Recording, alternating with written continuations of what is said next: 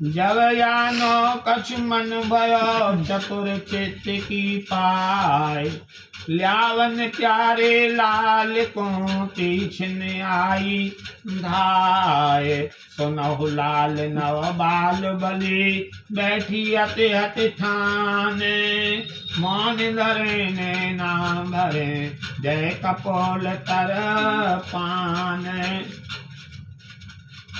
सखी ने फिर कहा, हे प्राण प्रिय, यदि आप मेरे हृदय की बात को ध्यान पूर्वक कान देकर सुने तो मेरा निवेदन है कि प्रियतम के बड़े हुए सरस अनुराग को देखकर आप अपने प्रियतम को प्राणों का दान करें, क्योंकि इस समय वे प्राण कंठगत स्थिति को प्राप्त हैं। मेरी प्रार्थना को समझकर आप अब विलंब ना करें और प्रसन्नता पूर्वक अपने प्राण प्रिय को अपनी ललित भुजाओं में भर लें। प्रियतम का संदेश लाने वाली कुशल सखी ने श्री प्रिया की चित्त की प्रेम द्रवित स्थिति को भांपकर जब यह जाना कि उनका मन कुछ प्रियतम के अनुकूल हो गया है, तो वह उसी क्षण श्री लाल जी को प्रिया के समीप ले जाने के लिए भागी भागी वहां पहुंची। वह कहने के लिए लगी, हे लाल जी सुनो, तुम्हारी नव वाला प्रिया मैं उसकी बलिहारी जाऊं। आई तो बहुत बड़ा हट ठाने बैठी हैं। वह मौन धारण किए हुए अपने कपोल के नीचे हाथ दिए शोक मुद्रा में नेत्र डबडबाए हुए अड़िंग भाव से स्थित हैं। पाहन पर तृण दंत धरा कीने जतन अनेक, लाल तिहारी लाडली छाड़त नहीं हठ टेक। बहुत जतन बिनती करे बातें अधिक बनाए, चलिए अब प्रिय प्रिया को दीजे बेग मनाए। मन तो कछु कोमल भयो बातें लगी सुहान, मान छूट है जात ही यह पायो उन्मान। आई लाल ठाड़े भये आगे दो कर जोर, सुन सुन प्यारे बचन मृदु रही कुंवर मुख मोर। सहदे अली अति हेत सो बातें कहत निहोर, रसिक लाल वल प्रेम सो बंधे तिहारी डोर। मैंने उनके समीप पहुंचकर अपने दांतों में तृण धारण करके और उसके चरणों में प्रणाम किया और उसे प्रसन्न करने के अनेकों यत्न किए, परंतु आपकी उस लाडली को मनाने में सफल ना हो सकी। वह अपने हठके व्रत को मानो छोड़ना ही नहीं चाहती है। मैंने विविध चाटु वचन रचना पूर्वक उन्हें मनाने के अनेकों यत्न किए, बहुत सी प्रार्थनाएं की, किंतु मैं असफल प्राय ही रही। अब तो आप शीघ्र चलकर अपनी प्रिया को मनाने का प्रयास करें। मेरा अनुमान है आपके जाते ही उनका मान छूट जाएगा, क्योंकि उनका मन कुछ कोमल तो हो गया है। उन्हें आपके संबंध की बातें तो सुहाने लगी हैं। सखी की बात श्रवण करके प्रियतम श्री लाल जी प्रिया जी के आगे पहुंचकर करबद्ध खड़े हो गए और मृदु मृदु वचनों से निवेदन करने लगे। प्रियतम के उन मृदु वचनों को सुनकर भी मानवती कुंवर किशोरी ने प्रियतम की ओर से अपना मुख मोड़ लिया, अर्थात प्रियतम की ओर पीठ कर दी है। तब सहब अली हित सजनी ने अतिशय प्रीति पूर्वक अनुनय विनय के साथ प्रिया से कहा, हे स्वामी मैं आपकी बलिहारी जाऊं।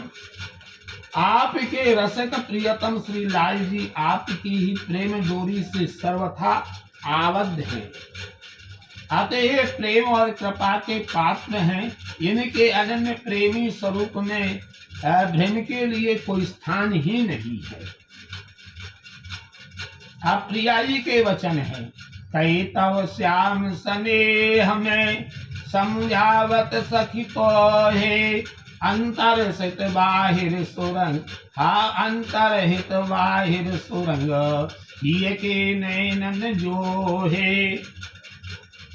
जाके और कछु प्रेत है, कहत नादिक बनाए, और जैसे लहर समुद्र की फिर तहीं समाय। रति लंपट रस हे तही अति अधीन हो जाए, मगर वचन सब कपट की कहत बनाए बनाए। अब तो कीनों ने यह चलो नतिन की गैना, कैसो हंसवो बोलवो सन्मुख करो न नैना।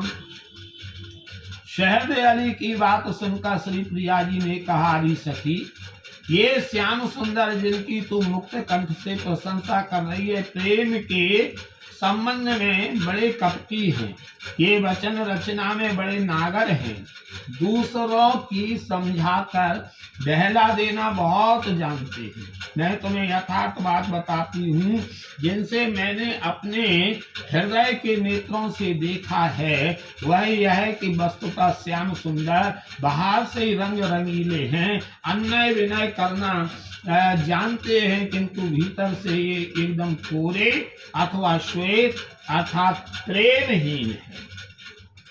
जिसके हृदय में कुछ प्रीति है वह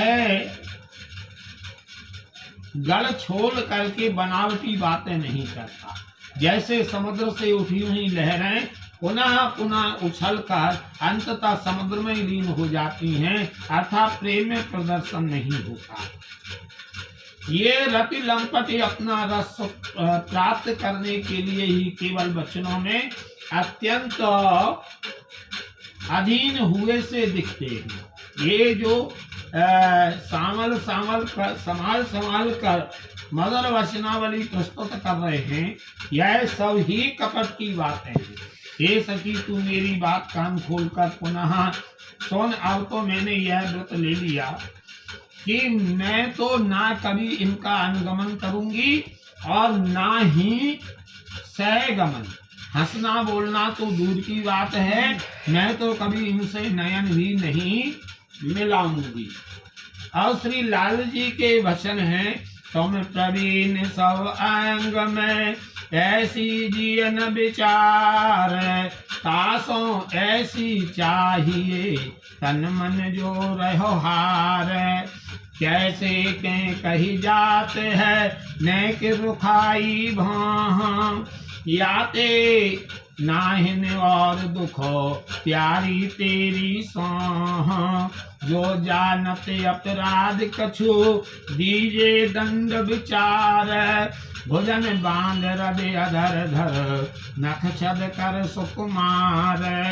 तुम जीवन भूषण प्रिय तुम ही हो निज प्राण, और करो जो जो रुचे बिच जिन मानो आनो मान।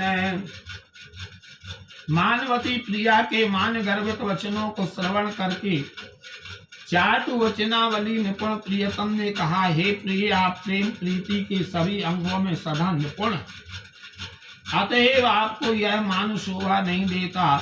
उस व्यक्ति के लिए इस प्रकार के मान का क्या औचित्य है जो आपके श्री चरणों में अपना तन मन प्राण एवं सर्वस्व अर्पित कर चुका हो।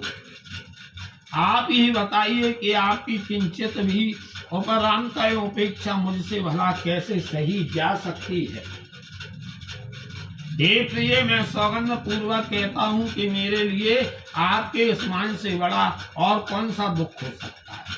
यदि आप ऐसा मानती हैं कि मुझसे कुछ अपराध बन गया है तो मुझे उचित दंड दीजिए। मैं स्वयं दंड स्वीकार करता हूँ कि आप मुझे भुजाओं के बंधन में बांधें, दंत रूपी शस्त्रों से मेरे कोमल अधरों को खंडित करें और नख रूपी शस्त्रों से मेरे अंगों को क्षत युक्त बनाएं।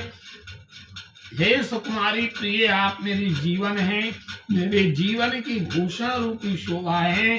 किम आप मेरी प्राण सर्वस्व हैं। आपको जो रुचिकर हो वह सब कीजिए, किंतु अपने हृदय में मान को स्थान मत दीजिए। हाँ मेरे हैं मति गति तुम पद पंकज की प्रिय, अपने हठ की के छाड़ कृपा कर लाडली। हे लाडली प्रिय, मेरी तो एकमात्र गति केवल आपके श्री चरण कमल हैं। अतएव आप कृपा करके अपने हठ का आग्रह त्याग दीजिए। अब यहाँ पे मान भंजन एवं उपसंहार करते हैं।